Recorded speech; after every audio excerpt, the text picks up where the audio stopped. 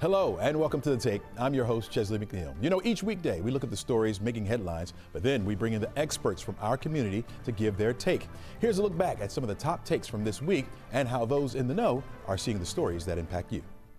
Here's what we know. The National Weather Service has confirmed at least one confirmed tornado touchdown.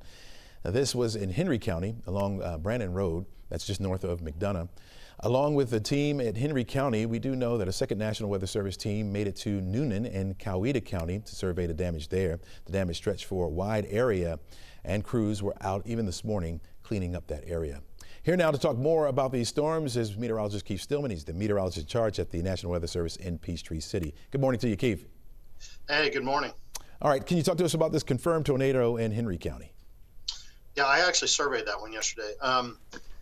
So the line of strong storms moved through yesterday. It looks like this one spun up within that line that was moving across. Looks like it spun up just before it hit I-75. A little intermittent, sporadic damage. I did find some trees on homes in the I-75 corridor, and then as it sort of shifted east-northeast and got closer to that Brandon Road area is where it picked up in its intensity and maximized in the Brandon Road area over towards Highway 155. And saw a lot of trees down, some carports that were flipped over, some siding damage on houses, stuff like that in that region. Talk to me about how you guys do a survey. I know you do one from the air and also on land.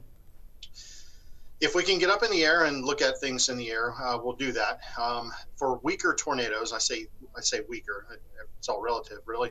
Mm-hmm. EF0, EF1. Sometimes it's a little harder to see the damage when it's sporadic or intermittent from the air. It's sometimes better to get in the air on the stronger tornadoes. But if we can get up in the air, we'll do that if it makes it a little easier. But in the cases of the storms in the metro area, there's enough side streets and roads that we can drive it on the ground. And in this case, it was only on the ground for about 6.5 miles or so. So that's not all that difficult to traverse. But we'll go inspect the damage, look at all of the factors, whether it was tree damage, trees next to houses, was the house damaged, and begin to assess what type of wind speed it will take to cause that type of damage. And we'll add up, sort of look at all of the damage as a whole and come up with a general rating on the tornado itself. If you can, tell me how this ranks where the Storm Prediction Center gave us a level 3 threat for severe weather. How is, with the damage that you've seen so far, how does this rank with that level of a threat? Yeah, so the level 3 corresponds back to the probability of seeing a tornado, right? Mm-hmm. So without getting too involved into the math, that yesterday the level 3 was corresponding to a 10% probability of seeing a tornado. Well, I say 10%. It's not just a 10% chance. It is, but you have to look at it when it's relative to normal. So this time of year, the normal chance of seeing a tornado is about 0.4% on any given day. See, we're starting to approach the peak of the season. So when you look at a 0.4% chance compared to what they forecast, which was a 10% chance, mm-hmm. There was about a 25 times greater likelihood of seeing a tornado yesterday than any normal given day this time of year. So all things considered, I'd say it was fairly close to what we anticipated yesterday from the Storm Prediction Center. Gotcha. Now, we had a lot of severe thunderstorm warnings in the area as well. Do you ever go out? Let me ask you this: Do you go out when there maybe not have been a tornado warning that was issued, but maybe people are seeing some type of damage? Do you go out then also to survey? We will. So, obviously, severe thunderstorm warnings can come with some pretty widespread damage. We've seen it before, and things such as a downburst or a microburst can occur. And the damage from a microburst or downburst to the person on the ground will feel, will sound, and will look like a tornado. It will down the trees just like everything else. It will blow things around. It will knock things over. It will take roofs off houses. I've surveyed a number of downbursts and microbursts in North Georgia over the past 12 to 15 years. And they're just as damaging as EF1, sometimes EF2 tornadoes. And so when we get into those cases, we'll go out and determine whether or not it was a tornado or a downburst. But typically for a tree down here or there or a tree on a house that's sort of isolated, we won't typically go out and survey it and just associate it with a thunderstorm wind damage. Gotcha. Are you guys going back out today? And if so, where will you be headed? We have a team going down to Warner Robins today.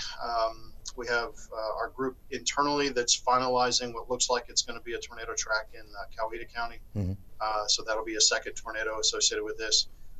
There's some other damage that came in that I know it's part of our internal chat. You have access to that in the Fayetteville area. And when we line that damage up with damage in Noonan and with Coweta, or with Henry County, it's sort of in line with where those tornado tracks were. And so it's a little suspicious to us that we may have to go look from the Fayetteville area eastward over towards the Lovejoy area for maybe another tornado track. We'll have to go look at that a little deeper. Gotcha. Gotcha. I know you're going to be busy today. All right, meteorologist Keith Stillman, National Weather Service in Peachtree City. Thanks for joining us today. Thanks, Susan.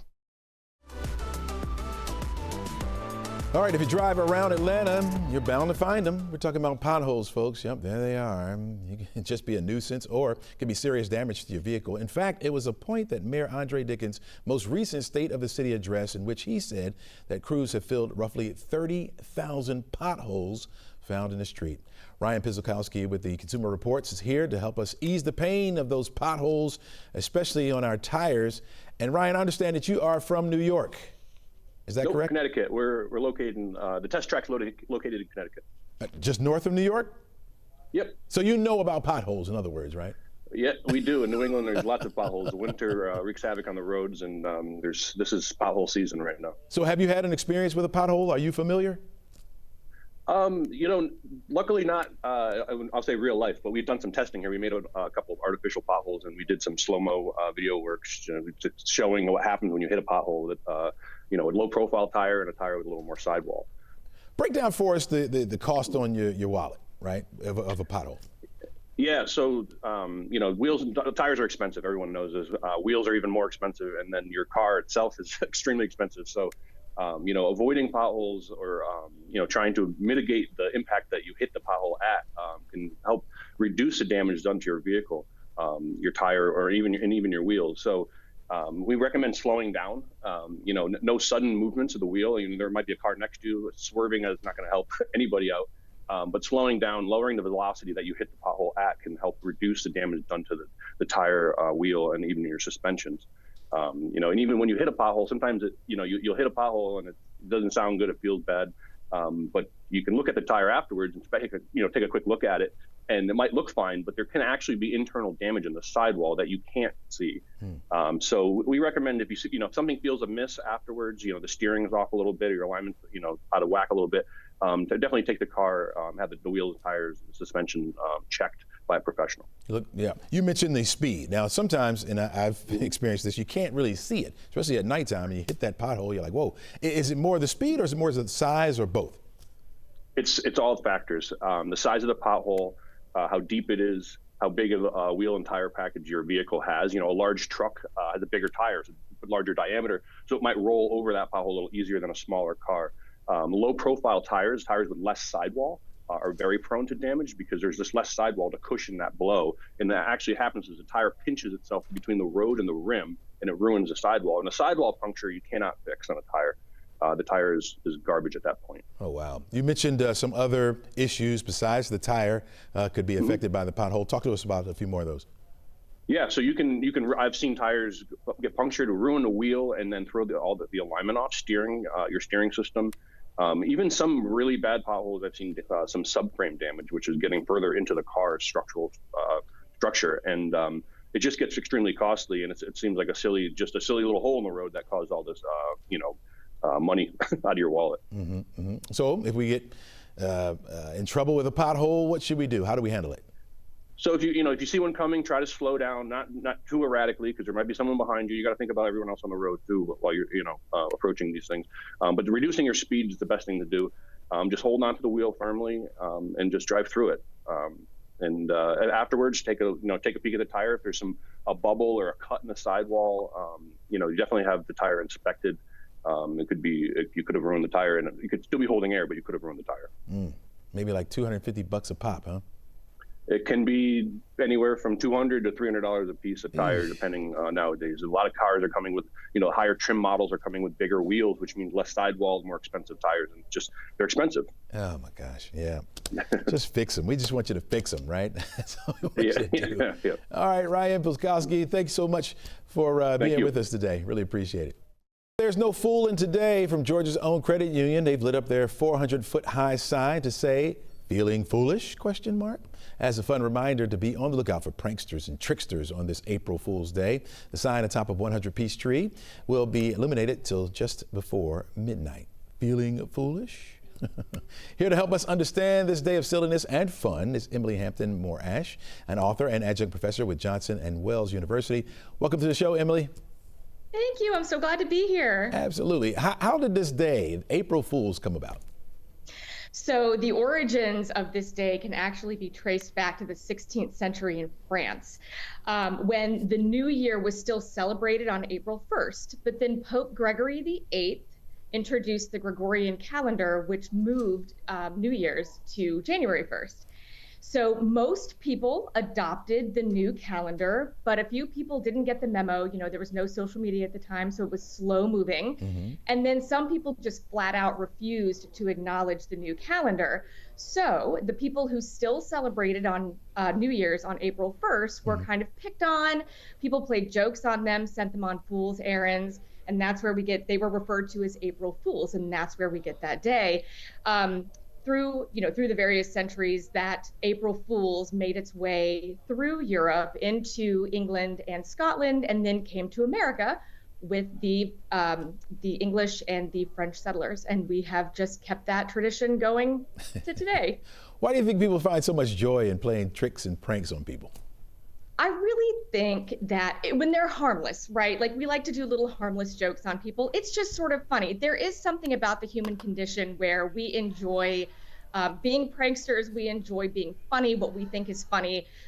We enjoy self-deprecating humor. Most people do. So it sort of falls in line with that. Mm-hmm. But human beings are really creative creatures. And so when we have an opportunity to flex those creative muscles, we'll take any opportunity to do that. Yeah, I figured that. I was talking to my colleagues earlier this morning, and they were saying that some of the pranks that they know about is on this day, you would call your parents and say, "Hey, I'm in jail." Or you call your parents and say, "Hey, I'm pregnant." I mean, when is it no longer funny, or is it not? Yeah, well, I love that question. I think it's no longer funny when people can be harmed, mm-hmm. right? Oh, guess what? I'm pregnant. For folks that have struggled with fertility, for folks that have lost children, for folks that would absolutely freak them out. Like, that's not funny. And the whole thing about being in jail, we have so many scams happening right now where elderly people are being scammed by who they think are their grandchildren with the whole "I'm in jail" thing. That can be very harmful.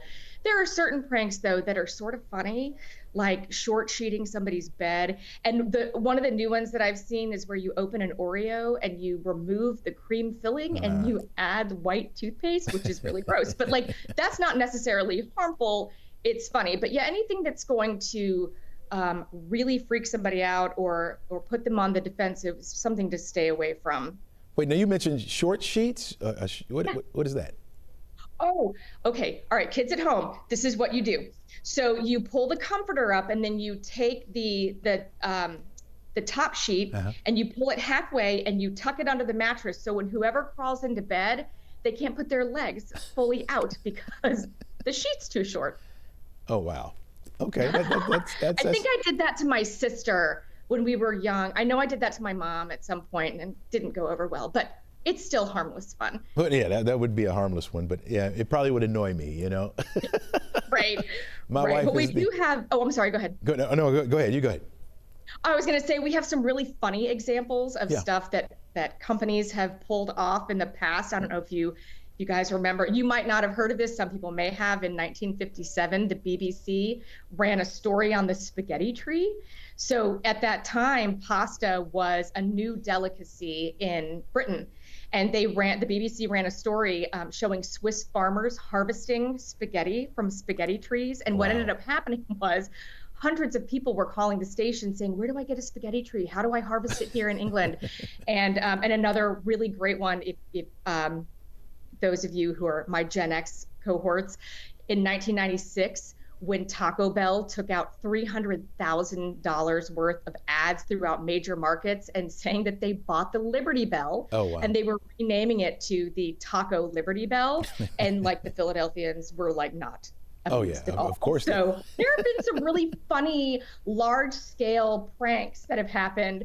But yeah, let's keep it kind of on the sensitive side. Absolutely. Lastly, you mentioned that you played a prank on your sister. Is there anybody else you played a good April Fool's prank on? You know, I haven't done a good April Fool's joke in a really long time, though. I did make a hot chocolate for my son last year, but instead of adding cinnamon, I added chili powder. Oh. But unfortunately, he thought that was yummy, so backfired. That's when it turns back on you, right? Exactly. All right, Emily Hampton-Morash, thank you for joining us today and giving us new practical jokes to play on people. Have a wonderful day. Thanks. Happy April Fools. The CDC shed some light, new light that is, on the fight against opioid abuse. The new data shows fatalities tied to the drug dropped in 2023 and continued well through the first half of 2024.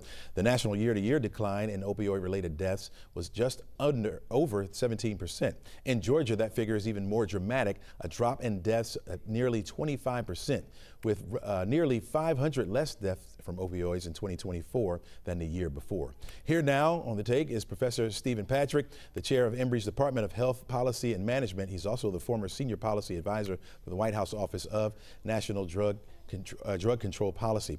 Welcome to The Take, Stephen. Great to be here. All right. When you hear those numbers from the CDC, what's your take? Do you think we've turned the corner now on the fight against opioids? I think we've made substantial progress, but it's worth remembering that we're still higher than we were before the pandemic. So we have room to go, but I think we don't want to lose momentum to the progress we've made. What do you think has been the result of getting those numbers down? Well, we've certainly seen substantially fewer deaths. I think that's because we've invested in more treatment, access to things like naloxone, which saves people's lives when they're having an overdose. Why do you think Georgia is sitting a little bit above the national average? Well, Georgia's done a good job, like other states have, and making sure that people can get access to life-saving medications like naloxone, as well as getting people into treatment. We know that treatment reduces risk of overdose death by about 50%. All right. Well, Professor Patrick, President Trump's administration has made the link to opioid crisis with the smuggling across the border. And recently, that prompted the Health and Human Services to extend their emergency declaration linked to the crisis to mid-June. And here's part of a statement from Secretary Robert F. Kennedy Jr. Although overdose deaths are starting to decline, opioid-related overdoses remain the leading cause of related fatalities. This administration is going to treat this urgent crisis in American health as a national security emergency that it is. What's your take on that? Well, I think it is a national emergency. We still have tons of deaths, but it's not just about the border. We can't just focus on supply. We have to focus on getting people into treatment. We still have far too many people that died, 2,000 Georgians in the last year. So we still have a lot of way to go, and it's not just about reducing supply at the border. And what we're hearing is those numbers are going down as far as the related deaths go. Where should our concern turn now when it comes to drugs, or is this just where our focus needs to be? Well, we're still higher than we were before the pandemic. And one of the things I worry about are all the cuts that we saw yesterday might lead to some backtracking of the progress we've made. Just for example, the injury center at CDC was one of the groups that was targeted. We don't know how this will play out, but Georgia alone, Georgia Department of Health gets $4.2 million from the injury center to fight overdose.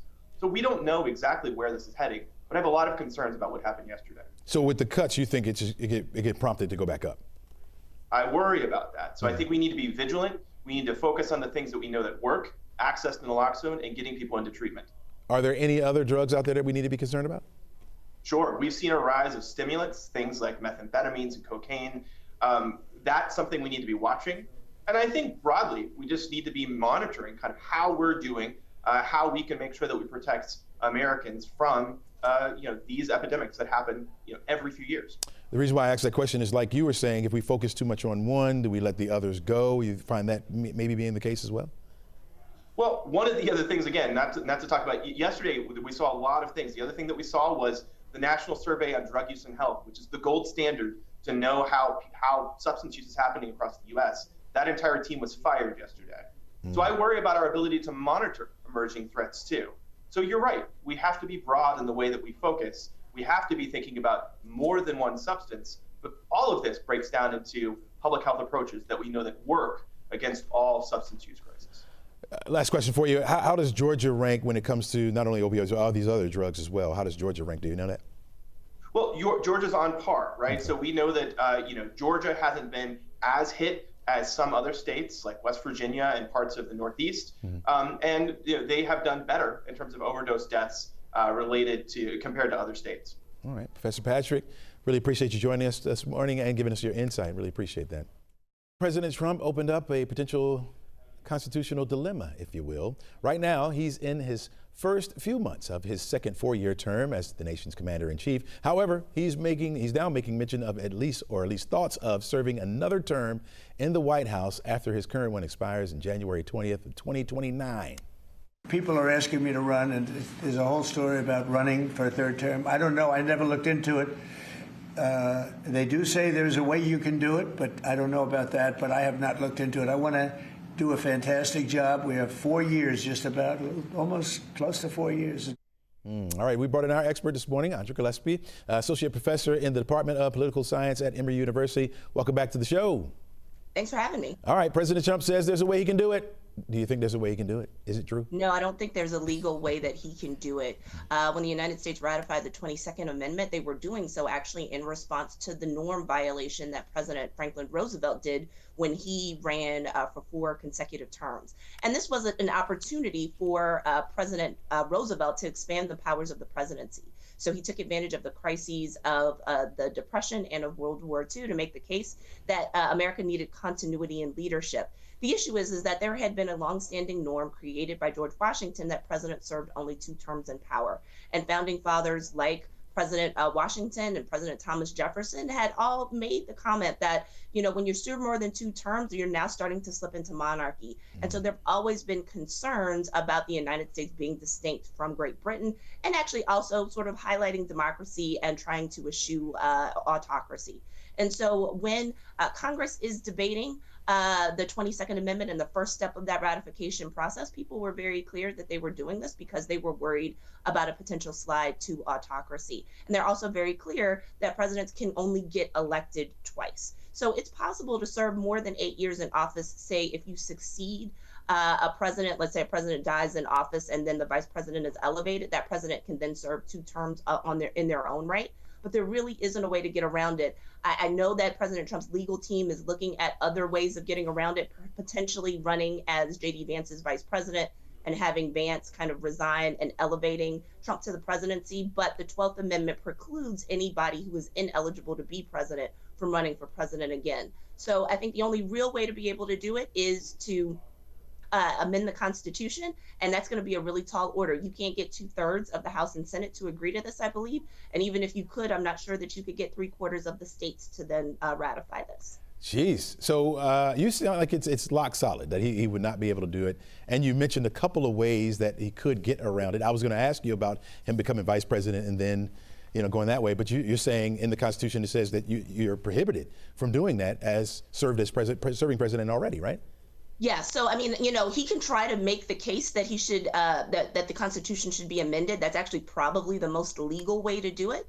I think it would be a question of actually being able to get the type of national consensus that he would need in order to be able to make this happen legally. So, President Trump is known for throwing ideas out there. If people don't like this idea, they should, express it to their members of Congress. They should express it in public opinion polls. There have been times when President Trump has been persuaded because people have kind of reacted negatively to an idea. But I don't see, and I do qualify that I'm not a lawyer, I do not see a legal way to make this happen short of amending the Constitution to change the 22nd Amendment. Andrew, why do you think he's talking about this now? Why do you think he's bringing this up? Do you know? Well, I mean, there are lots of different reasons why people could say this. Look, there's some people who look at President Trump as a norms violator, and there's certainly lots of aspects of his both his first and his second terms that suggest that he wants to shatter norms.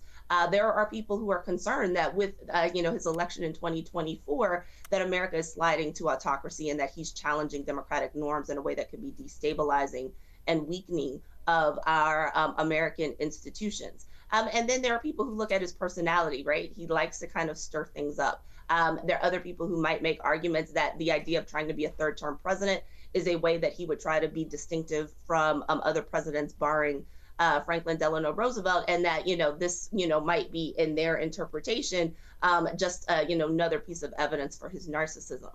But they're really sort of like this would not necessarily be the greatest thing for democracy. And if it happened to be a constitutional amendment, that would be fair and square. But for it to happen in another way would be, I think, yet another sign that American democracy isn't what it used to be. All right, Professor Gillespie, great insight. Thank you for breaking that all down for us. Really appreciate it. Thank you. Well, it's smart to have some emergency savings set aside, of course, to cover medical expenses or a car repair, right? But you shouldn't have to use it for everyday expenses. However, a new bank rate data showing us that a third of Americans had to tap their emergency savings in the past, while half of those folks did it to cover major emergencies. Roughly 4 in 10 did it to pay off monthly bills such as rent and utilities, and another third used it for everyday expenses like gas and groceries. Here now is friend of the show, financial expert Andrew Poulos. Welcome back to the show, my friend, well-dressed friend. Good morning, Chesley. How are you today? Doing pretty good. Andrew, when you hear these statistics, right, isn't it scary? I mean, don't you think it's scary that people would have to tap their emergency savings to pay for groceries? Yeah, that is concerning, alarming to say the least, right? It's one thing if you're tapping your emergency savings for a true emergency, something completely unforeseen, unpredictable, so to speak. But when you're tapping in for just regular, everyday, expenses for food, groceries, utilities, gas, that becomes problematic. Does this speak to the nation's economy right now? Look, I think we're experiencing some challenging times, right? It's the last 5 years have been challenging for many folks. A lot of people are still feeling the trickle effects from inflation. Some just have never really bounced back. We've got folks who have lost their jobs. Some people are working 2 jobs, right? Part-time work also to try to make ends meet. So you just got a variety of situations out there. But yeah, there's people struggling. You probably wouldn't say there's a magic number, but what is that number that we should have in our emergency savings? How much should we have there? Look, I always say I'd like to have 6 months, right? 6 months to cover full expenses, not 6 months of groceries or 6 months of utilities or 6 months of rent. I'd like to have 6 months of just complete. So if your living expenses, household expenses, for example, are $3,000 a month, it would be ideal to get 6 months. Now, is that something that can be achieved overnight if you've never saved before? No. The first step would be to get going, putting pen and paper together, trying to figure out where you can cut on your expenses. Maybe you're overspending, maybe you're just not really watching, right? So if you do a deep dive of your financial expenses and start figuring out where you can cut costs and start putting that money into savings, that's your first step. I was going to ask you to have somebody sitting there right now saying, man, I don't have a dime to save. I have to spend it all on this, that, and the third. You're saying you really need to be examining what you're doing and how you're spending to get to that point. Yeah, you do. All of us do, right? I mean, I can guarantee you that if we all sit down and look at our bank statements and our credit card statements, we're all going to find something that we're paying for that we may not even be using. Go through and do a deep dive and see what are you spending each month, maybe that you just don't really need. Is it the gym membership that you got as a New Year's resolution where you really are not going anymore? You don't have time? Is it apps that you're paying for on your iPhone that you're not really using, right? I mean, if you go through, you're going to find something, whether it's $20 here and $50 here, it all starts adding up, and that money could be going to savings. The other thing that is very powerful is if you're working at your job and you have direct deposit and being paid by direct deposit, a lot of employers will allow you to be able to provide 2 bank accounts. So you have your primary checking account where your money's going into. Maybe you figure out how much you can afford to put into a savings account and have that money automatically each pay period go into that savings account where you really never see it. It's out of sight, out of mind, but it lets you start building up a savings. Okay, Andrew, I give up. I give up. You're right. I'm going to stop putting that money toward those ties and pocket squares trying to keep up with you. You're making me broke. I'm going to stop doing it. We're going to go shopping together one day, but we've got to build up the budget for that first. That's absolutely right. My friend, Andrew, really appreciate you being on the show today, and thanks for your insight. Absolutely. President Trump's 25% tariffs on all imported cars are now in effect. The extra tax on car parts, however, won't go into effect until May. The new levy on cars comes just one day after President Trump says he's imposing a 10% tariff on all U.S. trading partners. He could also add on higher duties to a dozen of other countries, which he calls the worst offenders of trade imbalances. For years, hardworking American citizens were forced to sit on the sidelines as other nations got rich and powerful, much of it at our expense. But now it's our turn to prosper. He says this will be the biggest reorganization of global trade relations since World War II. And while the tariffs will encourage more American-made goods to be purchased, some economists worry it will also hit American economy since so many parts along U.S. assembly lines are imported. Democrats agree that the impact on families is just not worth it. Georgia Senator Raphael Warnock says, quote, "It's baffling that in a time when the cost of living is already too high, the president would put in place policies that will surely make everyday goods more expensive." Here now with more on the local impacts is Professor Sina Gallara with Georgia State School of Business. Welcome to the show, Professor Gallara. Hi, everyone. Good morning. All right. Walk me through the tariffs, right? These new round of tariffs, and how would we immediately see them? How would we immediately see the effects of them?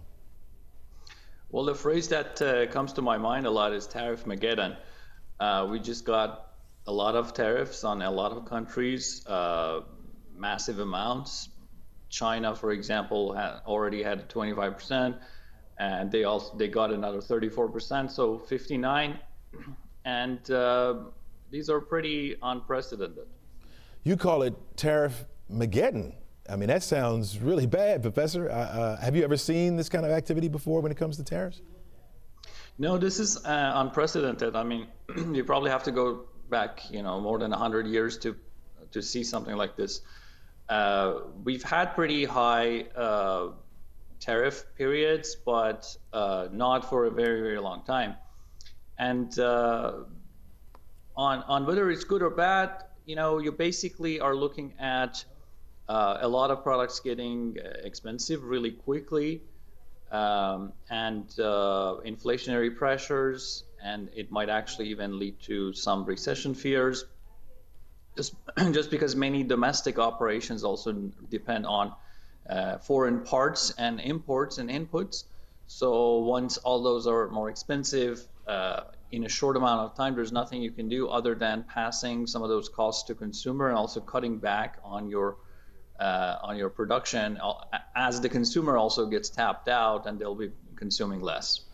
Obviously, I'm guessing that you had to change the way you've been teaching this to your students in class. What have you been telling them, and what has been their reaction to it? Well, in general, we discuss that friction in global trade basically makes everyone poorer. Trade, essentially, if it's voluntary, it means I get something that I value more than the money I pay for it. Otherwise, why would I do it? So both parts of a trade are beneficiaries, and otherwise, why would they engage in it, right? Mm-hmm. So it's a lot less of an extractive relationship, and it's more of a win-win relationship. That I covered typically this concept in the first session, and a lot of students come back to me and said this completely changed the way we look at exchange relationships. Mm-hmm. It's even though you're giving up some money to get a product, but overall you're getting more back. So everyone would be happier after that relationship. And so it is the way you're saying it is a win-win, or it can be a win-win scenario, right? It's not always it's not always win-win, but it can be a win-win scenario. Yeah. So it's not like every trade relationship is positive. Sometimes you might make mistakes here and there, but overall, the idea that we are able to focus on what we can do best and then leave what other countries can do best to them and then import their excess products, that's what has been driving global economy to grow. Okay, well, I hope it gets better. I hope it gets better. We're going to check back in with you as these tariffs begin to play out, and we appreciate your expertise. Looking forward. All right, Thank Professor you. Galara with Georgia State. Thanks a lot. The woman accused of making a fake 911 call before the death of rapper Young Scooter has been granted a $7,500 bond. Right now, Demetra Spence remains behind bars in a Fulton County jail. In addition to the bond, the judge ordered Spence to stay away from the scene and witnesses. Atlanta police say they just could not confirm the reports made on the 911 call. Spence was arrested after being identified as the 911 caller. The caller claimed that there were armed men at a home in Lakewood Heights, and say she saw a naked woman being dragged inside. The Fulton County medical examiner says young Scooter's, whose real name is Kenneth Bailey, died from an injury to his leg, which likely he got from trying to jump a fence. Bailey's family released a statement saying, in part, young Scooter was more than just a hip-hop artist. He was a phenomenal father and mentor to a lot of Atlanta's youth. Here now to examine the case is former Fulton County prosecutor Daryl Cohen. He's also he's currently a criminal defense attorney. Welcome back to the show, Daryl. Good morning. Thanks so much. How are you? I'm doing pretty good. Give us your initial take on this bizarre case. It is so bizarre that it's unthinkable, but I want you to be aware that I also was a victim of swatting after I did a piece for you guys. So I'm well familiar with it. What happens? Somebody makes a call, says there's a terrible crime taking place at this particular address. The police normally respond in force, because if it's that bad, they're going to be there in force to try and stop it. And what happens? Here, the police arrived. Two gentlemen left through the back door and ran. Why they ran, we may never know. But as a result of them running, we have one person deceased because he ran, he hurt himself or cut his foot, cut his leg on a fence, and he died. This is what makes it terrible. Not the fact that there's a phone call, who cares, no big deal. But when that phone call turns into a law enforcement presence, when that phone call turns into someone or some people, in this case, running, some people can get hurt, they can get murdered, they can get killed, and in this case, someone was obviously killed as a result of that swatting call. And by the way, it's not only a felony in Georgia, it is also a felony in the United States. There's a federal law about swatting as well. How severe can the penalties be with this? They can be several years in prison. Wow. And I think what happens is most people who make these calls don't think about it. It's just, I'm going to get even, I'm mad, I'm unhappy, whatever it may be. And they don't think about tomorrow and tomorrow's tomorrow. It's the law of unintended consequences. And as a result of that, they get arrested, they get indicted, they get prosecuted, and at some point they enter a plea of guilty, or they are going for a trial by jury, and in all likelihood they'll be found guilty, and then they're looking at incarceration. So tell us, if you were the prosecution on this case, how would you approach it? I would, one, look at the victim, he's dead. I would, two, look at the defendant and see, does she have a previous record? Is she 19, 20, 25, 40, whatever it may be? Does she have a record of doing anything else? If this is what I call an OTO, or one time only, I would prosecute her and probably recommend a little bit of jail time, a month, 2 months, 3 months, and that's it. But if she has a record for doing anything else that's really out of what she should be doing, whatever that record may be, then I would increase my recommendation. But you don't want the recommendation to be so high as to ask for a trial by jury, because that takes up so much time, and in this type of situation, it ought to be worked out. Quickly, give me your perspective from the message. Okay, I'm sorry. This is what this is all about after the death. You want to send a message to people, you don't do this. Gotcha. I don't care how upset you are. I don't care how mad you are or how cute you think it is. It isn't. Give me your take from the defensive side, right? If you were the defense attorney, how would you handle it? I would say to her, KYD, BMS, keep your damn big mouth shut. Let me do the talking. I would say she didn't mean anything by it. She was upset. Maybe that was her ex-boyfriend. Maybe she just was unhappy. She didn't mean for anything bad to happen. She wanted to teach them a lesson. So let's mitigate it. And I would bring it down. I would have people in her behalf testifying if necessary, providing statements otherwise, saying she's a good person. She just made a mistake. Mm-hmm. Gotcha. All right. So I'd minimize it. Gotcha. Attorney Darrell Cohen, thanks for joining us, giving us that insight. Really appreciate it. This week, Vatican officials said blood tests on the 88-year-old pontiff were normal and that a recent x-ray showed a slight improvement in his lungs. Francis has not appeared in the public since the day he left the hospital and briefly greeted well-wishers from a balcony. The news comes after further revelations came out saying that the conditions of the Pope got so dire that the medical staff was looking after him considered stopping his treatment so that he could die. Joining us now with a deeper discussion about this is Susan Reynolds, assistant professor at the Catholic Studies at Emory School of Theology. Welcome to the show, Susan. Thank you so much for having me. All right, give us your take on this. How monumental is this to be talking about this end-of-life discussion centered around the Pope, as a matter of fact? Absolutely. Well, it's very important for two reasons, both I think on a spiritual level and then also on kind of an ethical or procedural level.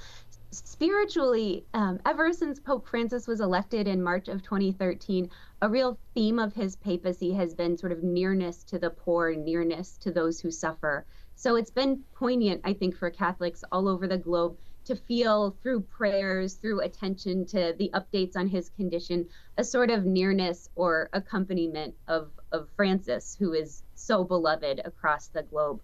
I think on a kind of an ethical level, it's also really interesting too, right? Because the news came out that this decision or this moment of decision had to do with the fact that the next level of treatment had the capacity to really damage other organ systems in the Pope's body.